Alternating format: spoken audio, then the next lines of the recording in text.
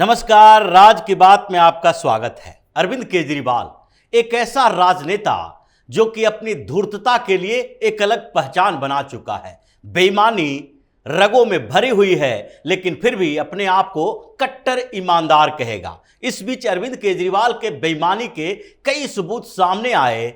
ऐसा हुआ कि मीटिंग के अंदर अरविंद केजरीवाल की एक तरीके से बेइज्जती हो गई, क्योंकि अपने ही ऊपर लगे भ्रष्टाचार के आरोप की चर्चा अगर दो अधिकारियों के साथ मीटिंग में करना पड़े, और वो भी वो अधिकारी जो कि जानता है वो कि हमारे खिलाफ हैं, वो उनके ऊपर लगातार आरोप लगाते रहा है, और जिनके माध्यम से केजरीवाल के एक नहीं कई घोटाले सामने आए हैं। उन अधिकारियों के सामने अगर अपने ही भ्रष्टाचार के मुद्दे पर चर्चा करनी हो तो इससे बड़ी बेइज्जती क्या हो सकती है। इसलिए मीटिंग से वो कन्नी काट गया कि इस मसले पर अभी सुनवाई नहीं होगी, बातचीत नहीं हो सकती है, डिस्कशन नहीं करना चाहिए, क्योंकि ये जो मामला है अभी सब जुडिस है। इस मामले में कोर्ट में सुनवाई चल रही है। लेकिन कोर्ट में क्या सुनवाई चल रही है? कोर्ट में इसी मामले में जो सुनवाई चल रही है उसमें हाई कोर्ट ने एक फैसला दिया है। हालांकि अभी यह फैसला सुरक्षित है, लेकिन फिर भी सुनवाई के दौरान यह पता चला कि केजरीवाल के चहेते 6 अधिकारी पीडब्ल्यूडी के, जिसने इसके लिए शीश महल तैयार किया, जो सामान्य बंगला था उसे शीश महल बनाया, बेहतरीन बनाया, बेल्जियम से मार्बल्स मंगवाए, फूड लिफ्टिंग लिफ्ट लगवाए गए, और इसके कारण जिस तरीके से कंट्रोवर्सी हुई उसमें वो फंस चुके थे। और जब विजिलेंस ने नोटिस जारी की तो सीधा हाई कोर्ट के शरण में आया। ये मामला दिल्ली हाई कोर्ट में चल रहा है, और केजरीवाल के उन 6 चहेते अधिकारियों के ऊपर सुनवाई चल रही है, जिसमें फैसला सुरक्षित रखा गया है। और जैसे ही फैसला आएगा वैसे ही विजिलेंस डिपार्टमेंट जो इस ताक में बैठी हुई है कि अभी नोटिस जो जारी किए हैं, एक कठोर कार्रवाई इन लोगों पर होगी। और जब ये लोग बताएगा, विजिलेंस के सामने मुंह खोलेगा कि हम अकेले नहीं थे, हमारे ऊपर तो पॉलिटिकल प्रेशर था कि ये बिल क्लियर किया जाए, ये डिजाइन क्लियर किया जाए, और इन चीजों के कारण ही हमने ये डिसीजन लिया, हमारी केवल गलती नहीं है। ये तो पीडब्ल्यूडी मिनिस्टर से पूछिए, सत्येंद्र जैन ऐसे भी जो बार बार इन मामलों से बचते फिर रहे हैं, अपने केस के शिफ्ट कराने की बात कह रहे हैं, रिजेक्ट हो रहा है एक के बाद एक मामले, बेल पिटीशन, वो बताएंगे।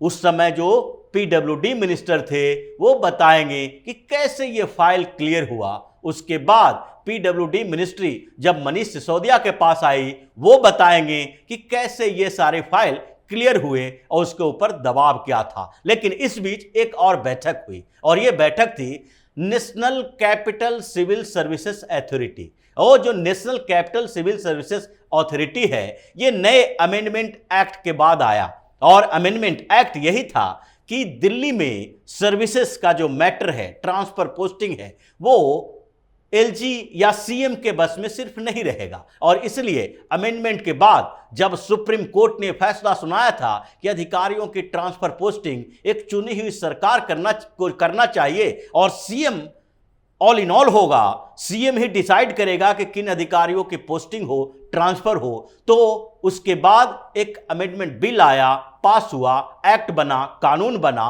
और उसमें 3 सदस्यीय एनसीसीएसए का गठन किया गया, यानी कि national capital civil services authority. और इसमें जो एक हैं वो सीएम अरविंद केजरीवाल हैं मेंबर इसके, दूसरे हैं जो चीफ सेक्रेटरी नरेश कुमार हैं, तीसरे हैं जो सेक्रेटरी होम डिपार्टमेंट के अश्विनी कुमार हैं। इन तीनों की बैठक पोस्टपोन्ड हो रही थी। केजरीवाल इन लोगों के साथ बैठक करना नहीं चाह रहा था। जून में एक बैठक हुई, उसके बाद केजरीवाल ने आरोप लगाए, और फिर जब जब बैठक का डेट तय किया गया, पोस्टपोन्ड किया गया। यानी जून से लेकर सितंबर तक केजरीवाल ने 5 बार इस कमेटी की बैठक को पोस्टपोन्ड किया, और समय नहीं होने का बहाना बनाता रहा। लेकिन इस समय अरविंद केजरीवाल सारे पॉलिटिकल एक्टिविटी में शामिल रहा, चाहे पंजाब हो, छत्तीसगढ़ हो, मध्य प्रदेश हो, राजस्थान हो, हर जगह चुनाव प्रचार के लिए भी गया। पंजाब में अपने पार्टी के कार्यकर्ताओं से मिलने, वहां पर एक स्कूल का उद्घाटन करने के लिए उसके पास समय था। और यही नहीं, इंडिया ब्लॉक की मीटिंग में शामिल होने के लिए समय है। दिल्ली में हर रोज कुछ न कुछ प्रेस पे जो संदेश देना है उसके लिए समय है, अपने लोगों के साथ मीटिंग करने के लिए समय है। लेकिन national capital civil services authority की मीटिंग के लिए समय नहीं है। और इसलिए 5 बार जब पोस्टपोन किया गया तो कुछ अधिकारियों ने यह बात की कि अगर अब यह काम नहीं हुआ तो केजरीवाल के खिलाफ या तो कोर्ट में जाना पड़ेगा या फिर लेटर लिखना पड़ेगा होम मिनिस्ट्री को या फिर पीएमओ को कि अरविंद केजरीवाल के साथ अगर बैठक हो ही नहीं सकती तो हमें ही अधिकार दिया जाए, क्योंकि 2 लोग अगर बैठक करेंगे तो ऐसे भी 3 मेंबर वाले कमेटी में 2 लोगों का फैसला माना जाएगा। यानी कि 2 लोग अगर सहमत हैं तो वो अधिकारी की पोस्टिंग या ट्रांसफर हो सकती है। और तब केजरीवाल का ध्यान खुला, परेशानी बढ़ी, डर लगा और उसके बाद बैठक किया। इतने दिनों के बाद कल बैठक हुई और उस बैठक में जो प्रपोज था, कुछ जो बात करने के लिए रखे गए थे फाइल और जिन मुद्दों पर चर्चा करनी थी, उसमें से एक मुद्दा को हटा दिया गया। और वो मुद्दा क्या था? वो मुद्दा था अरविंद केजरीवाल के शीश महल को लेकर, क्योंकि अश्विनी कुमार और नरेश कुमार ने पहले कुछ नोटिस जारी किए थे और इसमें कुछ जो सवाल उठाए गए थे उससे अरविंद केजरीवाल से चर्चा की जानी थी, क्योंकि यहीं से आगे का प्लान सेट होता कि अब इन्वेस्टिगेशन की दिशा कैसी होनी चाहिए। इसमें से जोनल प्लानिंग जो की गई थी बंगले की, उस पर चर्चा होनी थी। इसमें इन्वायरमेंट क्लियरेंस के ऊपर चर्चा होनी थी। इसमें साइज के ऊपर चर्चा होनी थी। इसमें लेविश एक्सपेंडिचर जो खर्च किए गए थे, फिजूल खर्ची हुई थी, उस पर चर्चा होनी थी। अब ये चर्चाएं अरविंद केजरीवाल के आमने सामने होनी थी कि केजरीवाल ये बताएं, और ये जो केजरीवाल बताते अगर कि ये जो करोड़ों करोड़ के खर्च किए गए उसमें उनकी कोई भूमिका नहीं है।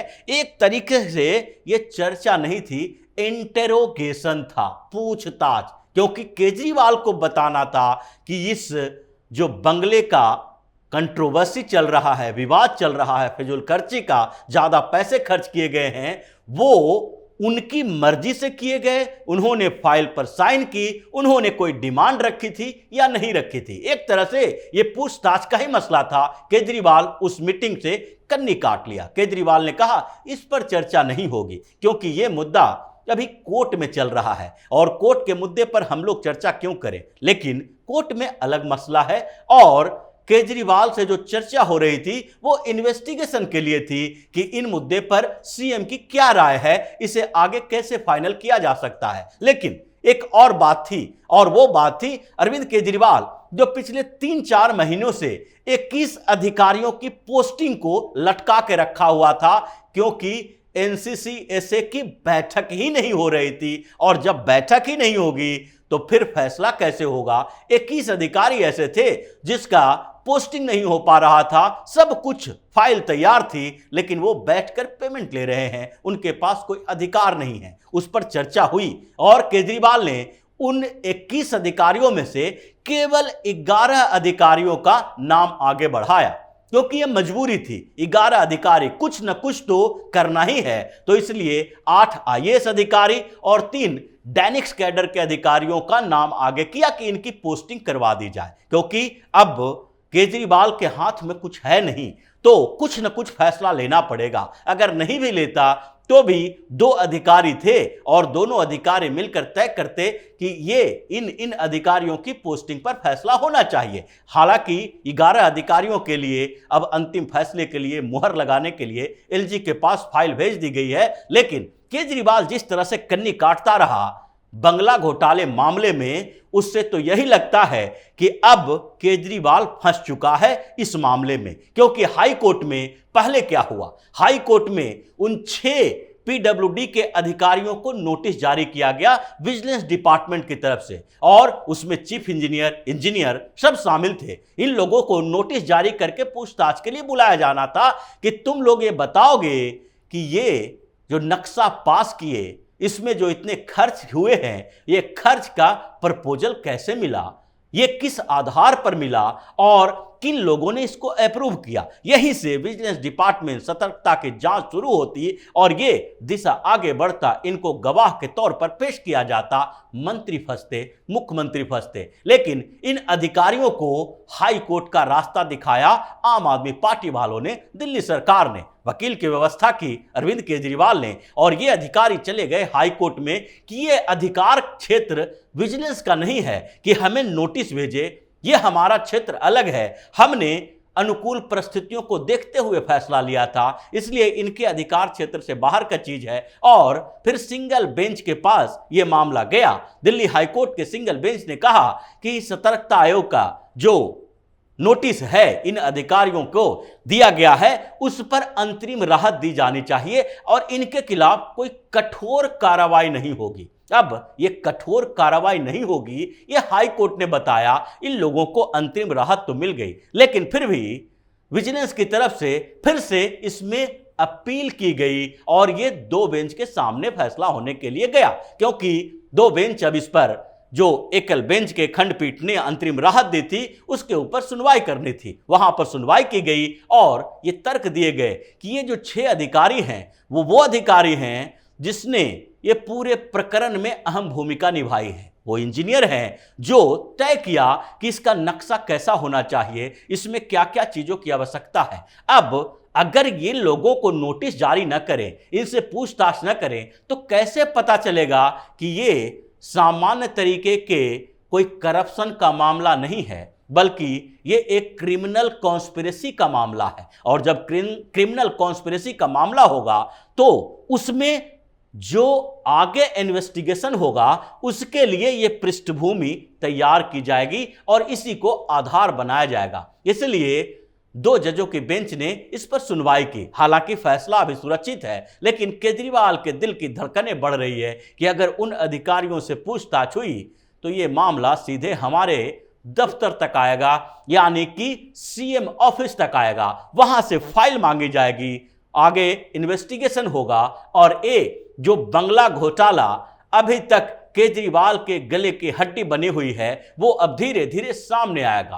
फाइल खुलेगी और फिर फाइल खुलते ही जिस तरीके से केजरीवाल ने उस फाइल को चुराने के लिए कॉन्स्पिरेसी की थी, वो भी उजागर होगा और सीधे अरविंद केजरीवाल पर गाज गिरेगी। इसलिए ये जो बंगला घोटाला है वो अरविंद केजरीवाल से सीधे जुड़ा हुआ है और इसी के कारण अब जो समस्या पैदा हुई है केजरीवाल के लिए, वो न अधिकारियों से आंखें मिला पा रहा है, न मीटिंग में इसकी चर्चा कर रहा है और न ही विजिलेंस डिपार्टमेंट के नोटिस का जवाब दे रहा है। मतलब चारों तरफ से केजरीवाल इस बंगले घोटाले, शीश महल कांड में घिरा हुआ है और अब नंबर इसी का है पूछताछ के लिए। क्योंकि जिस तरीके से first report Naresh Kumar chief secretary ने जारी की है और होम डिपार्टमेंट के सेक्रेटरी अश्विनी कुमार ने पूरी फाइल तैयार की है, ओरिजिनल फाइल की मांग करने पर केजरीवाल को दिए नहीं बल्कि उसके जीरोक्स कॉपी दिए, जिससे सीएम बौखलाया हुआ था कि हमें ओरिजिनल फाइल क्यों नहीं दी गई। लेकिन फिर भी ये जो सारे की सारी फाइल तैयार है, खुलने वाला है, उससे केजरीवाल एक बार फिर अपने बंगले घोटाले में फंसने वाला है और आम आदमी पार्टी के लिए एक नई मुसीबत आने वाली है। तो इसी तरह की खबरों के साथ फिर से हाजिर होंगे, तब तक के लिए बने रहिए हमारे साथ और देते रहिए हमें सहयोग, ताकि इसी तरह की खबर हम आपके लाते रहें। धन्यवाद।